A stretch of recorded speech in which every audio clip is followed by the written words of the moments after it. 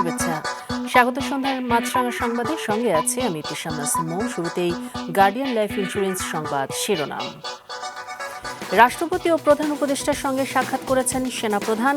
এর আগে তিনি প্রধান বিচারপতির সাথে দেখা করেন বলে গুঞ্জন রয়েছে।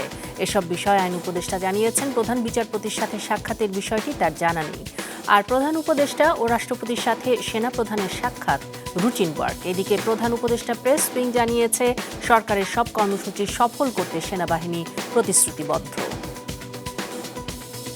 সারা দেশে নানা আয়োজনে পালিত হচ্ছে বিএনপির ৪৭তম প্রতিষ্ঠাবার্ষিকী। এ উপলক্ষে ঢাকায় দলের প্রতিষ্ঠাতা জিয়াউর রহমানের সমাধিতে শ্রদ্ধা জানান দল ও এর অঙ্গ সংগঠনের নেতাকর্মীরা। পরে দলটির মহাসচিব মির্জা ফখরুল ইসলাম আলমগীর বলেন, ফেব্রুয়ারির নির্বাচনে সরকারকে সর্বাত্মক সহযোগিতা করবে বিএনপি।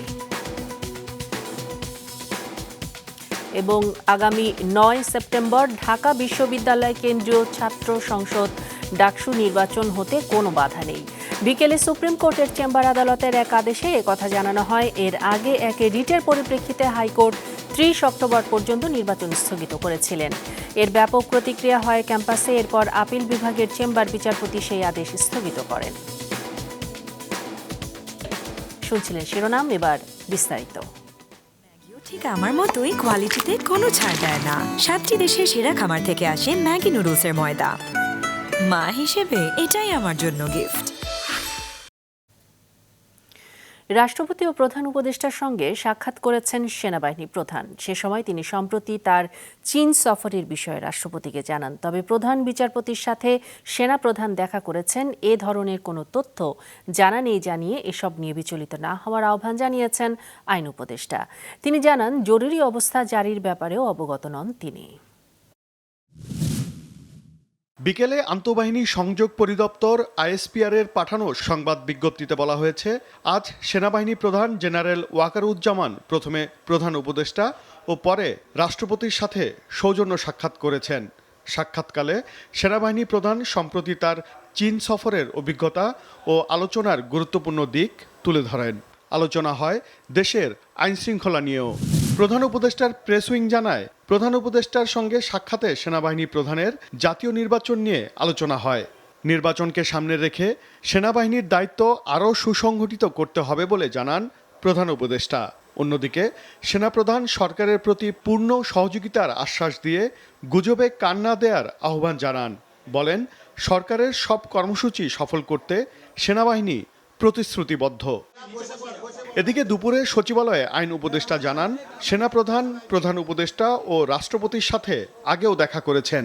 সেটি নিয়ে বিচলিত হওয়ার কিছু নেই। তবে সেনাপ্রধান প্রধান বিচারপতির সাথে দেখা করেছেন এ ধরনের কোনো তথ্য জানা নেই। আর্মি চিফ প্রধান বিচারপতির সাথে দেখা করেছেন এই ধরনের কোনো তথ্য আমার জানা নাই। আমি দু একটা পত্রিকায় দেখেছি, আর অনলাইনে এটা নিয়ে নানান গুজব গুঞ্জন হয়েছে দেখেছি।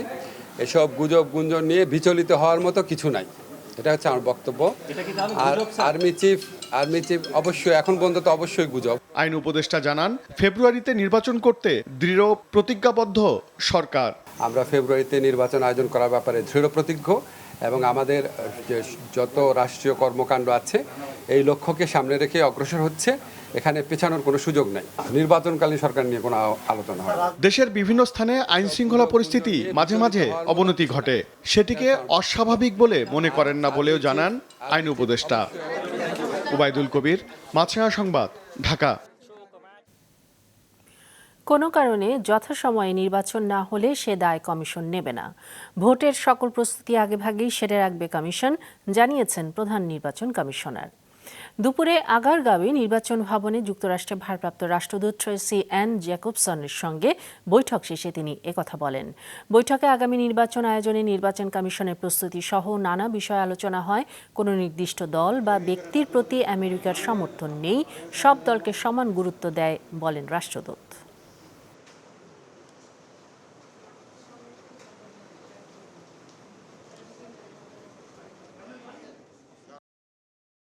নির্বাচন কমিশনের উপরে যাতে কোনো ব্লেম না আসে।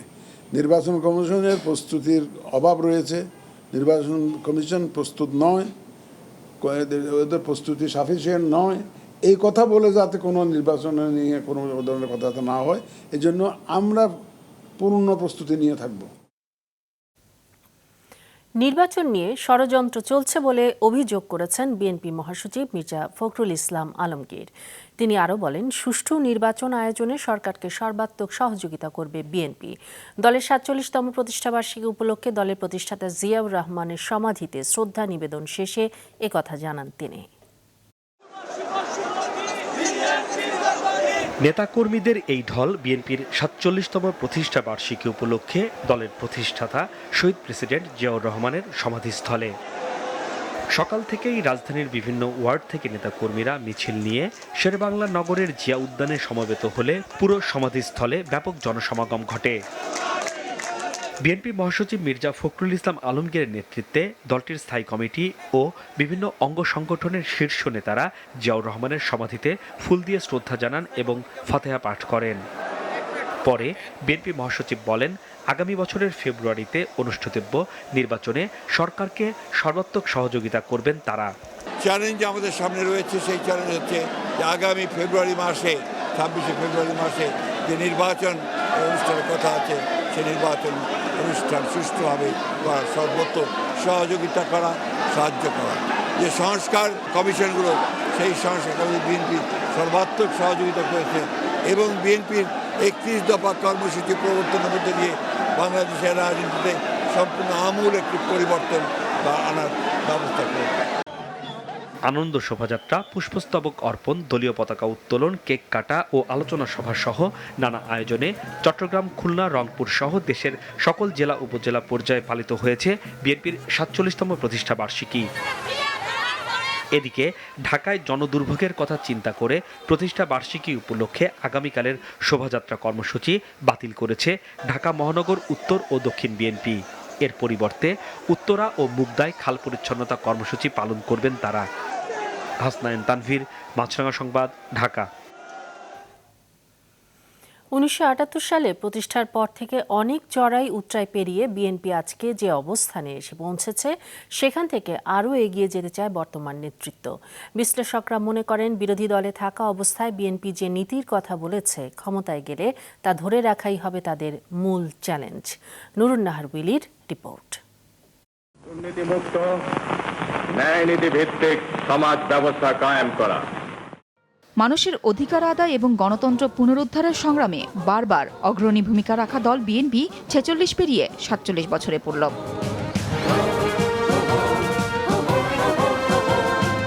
১৯৭৫ সালে একদলীয় বাকশাল প্রতিষ্ঠার মধ্য দিয়ে দেশে যে রাজনৈতিক শূন্যতার সৃষ্টি হয়েছিল তা পূরণ করতে বহুদলীয় গণতন্ত্র প্রতিষ্ঠার লক্ষ্য নিয়ে ১৯৭৮ সালের ১ সেপ্টেম্বর ঢাকার রমনা বটমূলে বিএনপি নামের এই নতুন রাজনৈতিক দল গঠন করেন তৎকালীন রাষ্ট্রপতি জিয়াউর রহমান। এটা ছাড়া কোনো বিকল্প ছিল না। তখন একটা স্ট্রং পলিটিক্যাল পার্টি আপনার এবং মধ্যপন্থী একটা পলিটিক্যাল পার্টি, এটা খুব বেশি প্রয়োজন ছিল to keep the nation United. এবং এটা ফল পাওয়া গেছে। দেখেছেন যে উনি এটা তৈরি করার পরেই কিন্তু সাথে সাথে গোটা জাতি আপনার এটাতে সাপোর্ট দিয়েছে এবং ইউনাইটেড হয়েছে। মানুষের ভাগ্যের পরিবর্তন নেয়া নানা কর্মসূচির কারণেই দ্রুত জনপ্রিয় হয়ে উঠেছিল বিএনপির প্রতিষ্ঠাতা রাষ্ট্রপতি জিয়া। ১৯৮১-র ৩০ মে চট্টগ্রাম সার্কিট হাউসে কিছু বিপদগামী সেনা সদস্য তাকে হত্যা করলে রাজনীতিতে আগমন ঘটে তার সহধর্মিণী খালেদা জিয়ার। গৃহবধূ থেকে রাজনীতিবিদ হয়ে তার বলিষ্ঠ নেতৃত্বে বিএনপি ফিরে পায় নতুন দিশা। রাজপথে তার আপসহীন নেতৃত্ব স্বৈরাচার এরশাদের পতন ত্বরান্বিত করে। কর্তৃত্বপরায়ণ আওয়ামী লীগ সরকারের আমলে দুর্নীতির কথিত মামলায় খালেদা জিয়াকে ২০১৮ সালে কারাগারে নেওয়া হলে দলের হাল ধরেন তারেক রহমান। দলকে সুসংগঠিত করা, আন্দোলনে গতি আনা এবং রাজনীতিতে তরুণদের সম্পৃক্ত করা সহ নতুন নতুন পরিকল্পনার মাধ্যমে তিনি এগিয়ে নিচ্ছেন দলকে। সুস্থ অবস্থায় দেশকে নিয়ে আসা, গুড গভর্নেন্সের মধ্যে দেশকে নিয়ে আসা এবং আপনার একই সঙ্গে জাতিকে নির্মাণ করবার জন্য কাজ শুরু করা বেশ কঠিন কাজ। কিন্তু বিএনপি এগুলো আগে থেকে অবহিত হয়েছে এবং আগে থেকে আপনার এগুলোকে পয়েন্ট আউট করেছে, করে কাজ শুরু করেছে। প্রায় ৫ দশকের পথ চলা বিএনপির সামনে নতুন চ্যালেঞ্জ হয়ে এসেছে গত ৫ আগস্ট পরবর্তী রাজনৈতিক নয়া সমীকরণ। তাই গতানুগতিক রাজনীতি থেকে এবার বেরিয়ে আসতে চাইছে দলটি। বিএনপির যে রাজনীতি, এই রাজনীতি কিন্তু আপনার ধারাবাহিকভাবে যে পরিবর্তনের রাজনীতি, অর্থাৎ জনগণের চাহিদা, মানুষ কি চাচ্ছে সেগুলোকে মিট করে বিএনপি কিন্তু রাজনীতি করছে। রাজনীতি বিশ্লেষকরা বলছেন দিন বদলেছে প্রেক্ষাপটও। তাই বিএনপির বিরোধী দলে থাকা অবস্থায় তাদের যে প্রতিশ্রুতি ছিল তা ক্ষমতায় গেলে কতটুকু বাস্তবায়ন করবে সেদিকেই তাকিয়ে থাকবে জনগণ। এখন বিএনপির জন্য অবশ্যই কঠিন চ্যালেঞ্জ যে তারা ক্ষমতায় যাওয়ার পর এখন যে বিএনপির চেহারা দেখি, বিএনপির চরিত্র দেখি, বিএনপির মধ্যে সহিষ্ণুতা দেখি, গণতন্ত্রের প্রতি তাদের অঙ্গীকার দেখি, মত প্রকাশের স্বাধীনতার প্রতি তাদের প্রতিশ্রুতি দেখি, সেটি ক্ষমতায় যাওয়ার পর কতটা রক্ষা করবেন সেই প্রশ্ন থেকেই যায় এবং বিএনপির জন্য এটি চ্যালেঞ্জ যে তারা সেটি রক্ষা করবেন। রাজনীতির এই বিশ্লেষক মনে করেন জন আস্থা ফিরে পেতে হলে বিএনপিকে দলে গণতন্ত্রের চর্চা করতে হবে, মানুষের আকাঙ্ক্ষা বুঝে কাজ করতে হবে। নুরুন নাহার উইলি, মাছরাঙা সংবাদ, ঢাকা। 9 সেপ্টেম্বরই হচ্ছে ডাকসু নির্বাচন। এর আগে বিকেলে হাইকোর্ট নির্বাচন স্থগিত করলে পরে সেই আদেশ স্থগিত করেছেন আপিল বিভাগের চেম্বার আদালত। হঠাৎ নির্বাচন স্থগিতের খবরে ক্ষোভ জানান প্রার্থী ও সাধারণ শিক্ষার্থীরা। বিস্তারিত দাউদ হাসানের রিপোর্টে। সোমবার বিকেলে ডাকসু নির্বাচনে ছাত্র শিবির সমর্থিত ঐক্যবদ্ধ শিক্ষার্থী জোট প্যানেলের জিএস পদপ্রার্থী এস এম ফরহাদের প্রার্থিতা বাতিল রিটের প্রাথমিক শুনানিতে 9 সেপ্টেম্বর ডাকসু নির্বাচন স্থগিত করে হাইকোর্ট। হাইকোর্টের এমন সিদ্ধান্তের পর মুহূর্তেই ক্ষোভে ফেটে পড়ে প্রার্থীরা। বিক্ষোভ মিছিল করে ছাত্র শিবির, ছাত্র ইউনিয়ন সহ কয়েকটি প্যানেলের প্রার্থীরা। যোগ দেন সাধারণ শিক্ষার্থীরাও।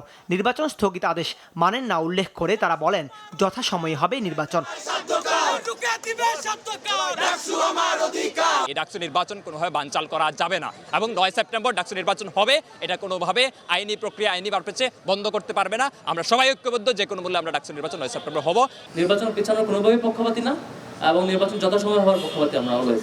এখন কোন পরিস্থিতিতে কি পরিস্থিতি তৈরি হয়েছে সেটা আমরা জানতে চাই, জানবার পর আমরা ফিডব্যাক দিতে পারবো আর কি।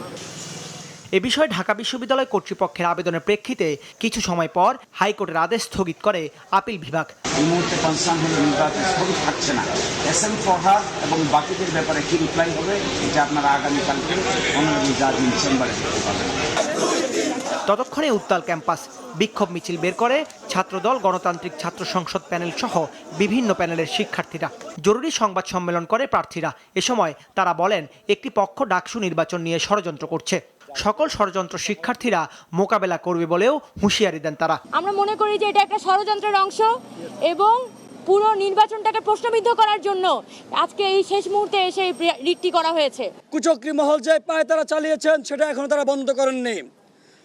আজকে ডাকসু নির্বাচন স্থগিত করার মধ্য দিয়ে সেই পায়তারা স্পষ্ট হয়েছে। এর আগে প্রতিদিনের মতোই সকাল থেকে নির্বাচনী প্রচারে ব্যস্ত ছিলেন প্রার্থীরা। শিক্ষার্থীদের দ্বারে দ্বারে গিয়ে দিচ্ছিলেন নানা প্রতিশ্রুতি। এ সময় নির্বাচন কমিশনের বিরুদ্ধে পক্ষপাতিত্বের অভিযোগ করেন প্রার্থীরা। গোটা বাংলাদেশে একটা থমথমে পরিস্থিতি তৈরি করার অপচেষ্টা চলছে বিভিন্ন অনলাইন প্রপাগান্ডার মধ্য দিয়ে। এই জন্য ঢাকা বিশ্ববিদ্যালয়ে নির্বাচন কমিশন আপনাদের সকলকে আমি আহ্বান করব, আপনারা রাষ্ট্রের সাথেও, রাষ্ট্রের যারা দায়িত্বশীল আছেন তাদের সাথেও আপনার প্রপারলি নিবিড় যোগাযোগ রাখেন। ডাকসু নির্বাচনের চূড়ান্ত প্রার্থী তালিকা গত 26 আগস্ট প্রকাশ করা হয়। তালিকায় এস এম ফরহাদের প্রার্থিতা বৈধতা নিয়ে রিট করে বামজোট মনোনীত অপরাজয় 71, অদম্য 24 প্যানেলের মুক্তিযুদ্ধ গণতান্ত্রিক আন্দোলন বিষয়ক সম্পাদক প্রার্থী বি এম ফাহমিদা আলম। দাউদ হাসান, মাছরাঙা সংবাদ, ঢাকা।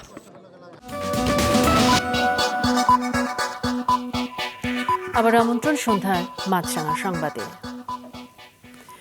6 দফা দাবিতে ঢাকা ময়মনসিংহ রেলপথ অবরোধের 2.25 ঘণ্টা পর রেলপথ ছেড়ে দিয়েছে বাংলাদেশ কৃষি বিশ্ববিদ্যালয়ের শিক্ষার্থীরা।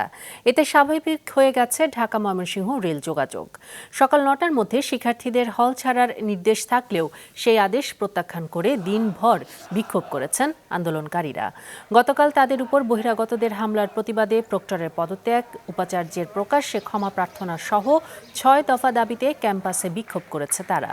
সকাল থেকে বিভিন্ন হল থেকে লাঠি সোটা নিয়ে মিছিল করে তারা। এ নিয়ে ক্যাম্পাসে উত্তেজনা চলছে। তবে কিছু নারী শিক্ষার্থীদের হল ছাড়তে দেখা গেছে। গতকাল অনির্দিষ্টকালের জন্য বন্ধ ঘোষণা ও আজ সকাল 9টার মধ্যে হল ছাড়ার নির্দেশ দেয়া হয়।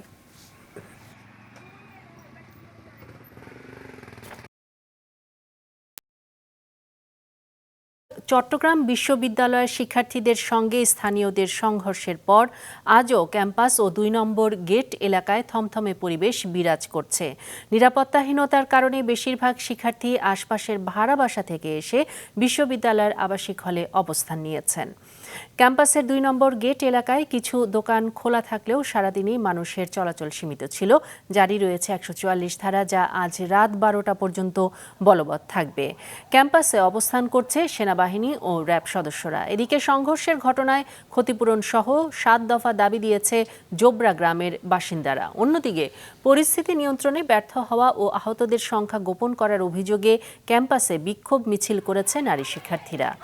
সংঘর্ষের ঘটনায় ২১ সদস্যের তদন্ত কমিটি গঠন করেছে বিশ্ববিদ্যালয় প্রশাসন। শনিবার রাতে বিশ্ববিদ্যালয়ের ২ নম্বর গেটে এক নারী শিক্ষার্থীর উপর ভাড়া বাসার দারোয়ানের মারধর থেকে ঘটনার সূত্রপাত। ওয়ালটন লিফটের ব্র্যান্ড অ্যাম্বাসেডরের দায়িত্ব পেলেন জনপ্রিয় সঙ্গীত শিল্পী তাহসান খান। সম্প্রতি রাজধানীর ওয়ালটন কর্পোরেট অফিসে এক অনুষ্ঠানে তাহসান খানের সঙ্গে এই চুক্তি হয়। ওয়ালটন লিফটের পক্ষে চুক্তিতে স্বাক্ষর করেন ওয়ালটনের ব্র্যান্ড অ্যাম্বাসেডর এবং জাতীয় ক্রিকেট দলের খেলোয়াড় মেহেদী হাসান মিরাজ। এ সময় আরও উপস্থিত ছিলেন ওয়ালটন হাইটেক ইন্ডাস্ট্রিজ পিএলসি পরিচালক এস.এম. মঞ্জুরুল আলম অভি, ওয়ালটন প্লাজার managing director Mohammad Raihan, Walton লিফটের চিফ বিজনেস অফিসার জেনানুল ইসলাম সহ প্রতিষ্ঠানটির ঊর্ধ্বতন কর্মকর্তা। আন্তর্জাতিক। পাকিস্তান সীমান্তের কাছে আফগানিস্তানের পূর্বাঞ্চলীয় পার্বত্য প্রদেশ কুনার ও নানগারহারে আঘাত হানা ৬ মাত্রার শক্তিশালী ভূমিকম্পে নিহতের সংখ্যা ৮০০ ছাড়িয়েছে। আহত ২,৮০০-র বেশি। ভূমিকম্পের উৎপত্তিস্থল ছিল নানগারহার প্রদেশের জালালাবাদ শহর থেকে ২৭ কিলোমিটার দূরে, ভূপৃষ্ঠের ৮ কিলোমিটার গভীরে। এরপর ৪.৫ থেকে ৫.৫ মাত্রার আরও অন্তত ৩টি কম্পন অনুভূত হয়। ভূমিকম্পের কেন্দ্রস্থল থেকে প্রায় ২০০ কিলোমিটার দূরে দেশটির রাজধানী কাবুলেও কম্পন টের পাওয়া যায়। প্রায় ৪০০ কিলোমিটার দূরে পাকিস্তানের রাজধানী ইসলামাবাদেও কম্পন অনুভূত হয়। এবার খেলার খবর। নেদারল্যান্ডসের বিপক্ষে বাংলাদেশের এই চলমান দ্বিতীয় টি-20-র আগে সিলেটে বোর্ড সভায় বসেছিলেন বিসিবির কর্মকর্তারা, যেখানে নির্বাচনের ব্যাপারে সিদ্ধান্ত হয়। বোর্ড সভায় সিদ্ধান্ত আগামী অক্টোবরের প্রথম সপ্তাহে নির্বাচন হবে। নির্বাচন কমিশন গঠনের কাজও শুরু করেছেন বিসিবি সভাপতি আমিনুল ইসলাম বুলবুল। এছাড়া ৩ বছরের জন্য বিপিএল এর ইভেন্ট ম্যানেজমেন্টের দায়িত্ব দেয়া হয়েছে যুক্তরাষ্ট্র ভিত্তিক প্রতিষ্ঠান IMG-কে। ভারতের IPL-এও কাজ করে থাকে এই প্রতিষ্ঠানটি। এছাড়া সেপ্টেম্বরে ৩ দিনের একটি ব্যাটিং স্কিল প্রোগ্রাম এবং লেভেল 3 কোচিং কোর্স আয়োজন করার সিদ্ধান্ত নেওয়া হয়েছে সিলেটে অনুষ্ঠিত ২১তম বোর্ড সভায়। সন্ধ্যার সংবাদ শেষ করব, তবে যাবার আগে গার্ডিয়ান লাইফ ইন্স্যুরেন্স সংবাদ শিরোনামগুলো আরও একবার। সরকারের কর্মসূচি সফল করতে সেনাবাহিনী প্রতিশ্রুতিবদ্ধ, জানিয়েছে প্রধান উপদেষ্টার প্রেস উইং। প্রধান বিচারপতির সাথে সেনাপ্রধানের সাক্ষাতের কথা জানানেই বলেছেন আইন উপদেষ্টা। ফেব্রুয়ারি নির্বাচনে সরকারকে সর্বাত্মক সহযোগিতা করবে বিএনপি, বললেন মির্জা ফখরুল। সারা দেশে নানা আয়োজনে বিএনপির ৪৭তম প্রতিষ্ঠাবার্ষিকী পালন। এবং আগামী ৯ সেপ্টেম্বর ডাকসু নির্বাচন হতে বাধা নেই। সুপ্রিম কোর্টের চেম্বার আদালতের আদেশ, এর আগে এক রিটে ৩০ অক্টোবর পর্যন্ত নির্বাচন স্থগিত করেছিলেন হাইকোর্ট। এই ছিল সন্ধ্যা সংবাদে। দর্শক, রাস্তার ধুলো ও ধোঁয়া ফুসফুসের ক্ষতির কারণ হতে পারে, তাই জীবাণু ও ফুসফুসের সংক্রমণ থেকে সুরক্ষিত থাকতে ব্যবহার করুন ফেস মাস্ক। এতক্ষণ সঙ্গে থাকার জন্য ধন্যবাদ জানিয়ে আমি ইতিশাম নাসিম মৌ শেষ করছি সন্ধ্যার মাছরাঙা সংবাদ। এই দিন এইভাবে।